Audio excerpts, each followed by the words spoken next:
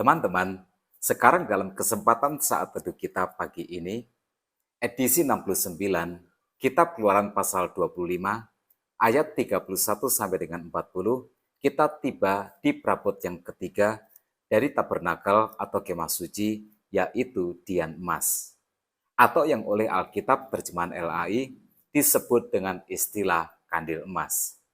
Fungsi dian atau kandil tentu saja untuk memberikan penerangan pada ruang suci yang ada di kemah suci itu.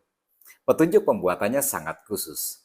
Ayat 31 sampai dengan 39 berkata, "Haruslah engkau membuat kandil dari emas murni, dari emas tempaan harus kandil itu dibuat. Baik kakinya, baik batangnya, kelopaknya dengan tombolnya, dan kembangnya haruslah seiras dengan kandil itu. 6 cabang harus timbul dari sisinya, 3 cabang kandil itu dari sisi yang satu, dan 3 cabang dari sisi yang lain. 3 kelopak yang berupa bunga badam pada cabang yang satu dengan tombol dan kembangnya, dan 3 kelopak yang serupa pada cabang yang lain dengan tombol dan kembangnya. Demikianlah juga kau buat ke-6 cabang yang timbul dari kandil itu. Pada kandil itu sendiri harus ada 4 kelopak berupa bunga badam dengan tombolnya dan kembangnya. Juga harus ada 1 tombol di bawah sepasang cabang yang pertama yang timbul dari kandil itu, dan 1 tombol di bawah yang kedua, dan 1 tombol di bawah yang ketiga.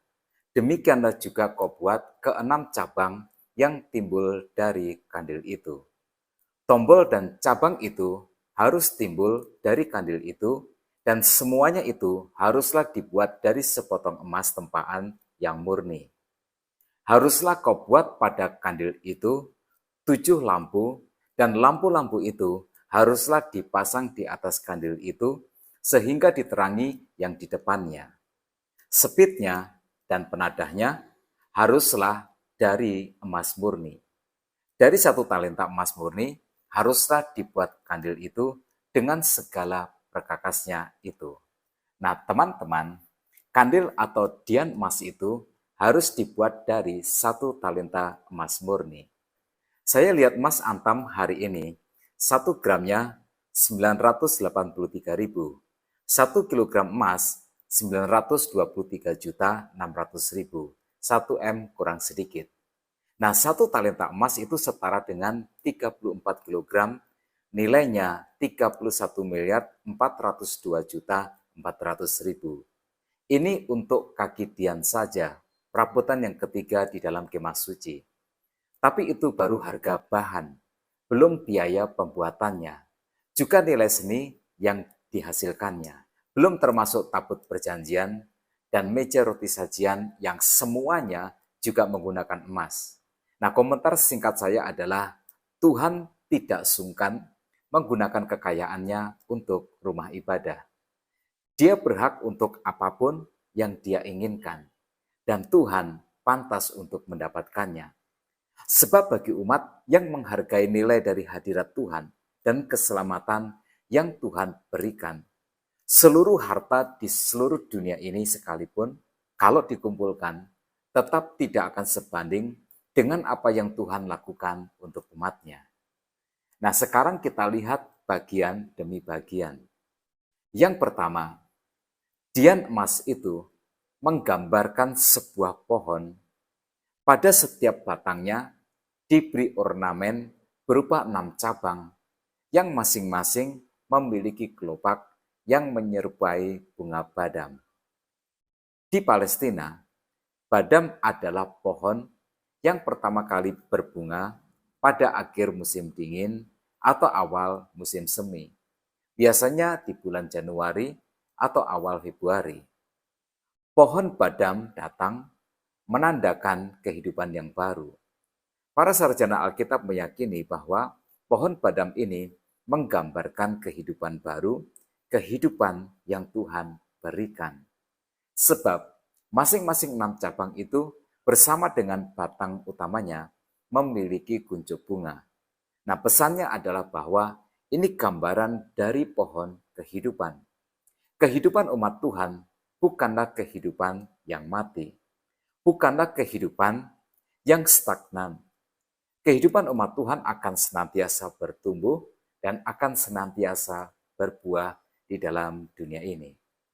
Nah, yang kedua, dian emas itu memiliki kaki dan juga cabang yang menempel pada batang utamanya. Walaupun tiap-tiap cabang memiliki hiasan kelopak bunga badam yang dilengkapi dengan kembangnya, tetapi cabang itu tumbuh dari batang utamanya.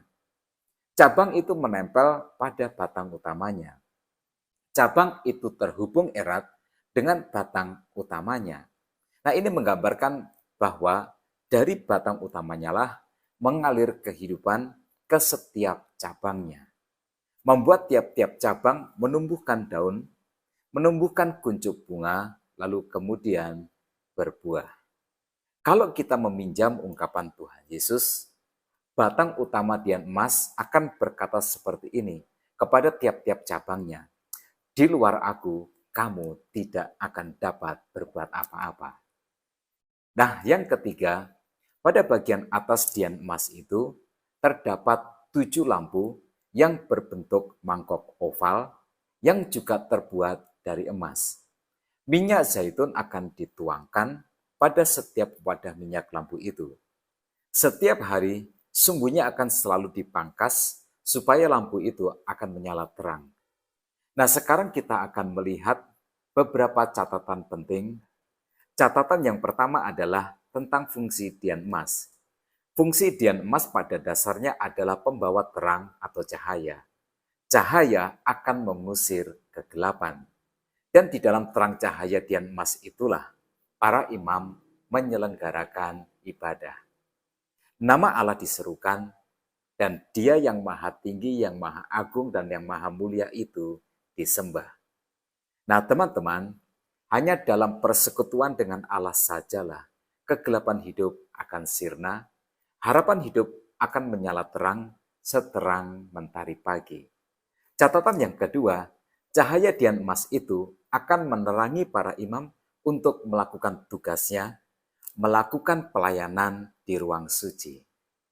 Meja roti sajian akan menjadi tampak indah dan roti sajian yang melambangkan pemeliharaan Allah menjadi berkesan kuat ketika cahaya keemasan menerangi roti itu. Nah, teman-teman, dalam terang kasih Allah, umat Tuhan tidak perlu khawatir dalam hidup ini. Tuhan adalah gembala yang baik, Dia adalah Jehovah Jireh, hidup di dalam terang Allah adalah hidup yang berkemenangan. Catatan yang ketiga, satu-satunya sumber cahaya dalam ruang suci itu adalah dian emas yang nyalanya bergantung pada minyak. Dehan berkata, minyak dalam lampu melambangkan Roh Kudus. E.W. Pink berkata, hanya dengan Roh Kudus sajalah kita dimampukan untuk menikmati keagungan Tuhan. Melalui Roh Kudus, kita dapat memiliki hubungan dengan Allah dan kita bisa melihat Yesus sebagai roti hidup, sebagai pemelihara, dan sebagai penyelamat hidup kita. Terakhir, dian emas itu ditempatkan di ruang suci. Hanya para imam sajalah orang-orang Lewi yang dapat melihatnya. Nah, izinkan saya berkomentar seperti ini. Tuhan Yesus akan selamanya tersembunyi bagi orang dunia. Tetapi bagi orang-orang pilihan yang hidupnya sudah diterangi oleh Roh Kudus, dapat melihat Yesus sebagai Tuhan dan sebagai Juru Selamat. Teman-teman, hari ini saya ingin mengajak kita semua untuk berterima kasih kepada Roh Kudus. Hanya karena Roh Kudus sajalah, atas kasih dan anugerah serta pimpinan Roh Kudus, kita dapat berjumpa dengan Tuhan Yesus. Tuhan Yesus yang adalah terang dunia, roti hidup, dan juru selamat manusia. Ambillah waktu sejenak setelah ini, ucapkan terima kasih kepada Roh Kudus. Nah, tetap semangat dalam kehidupan. Tuhan Yesus memberkati kita semua.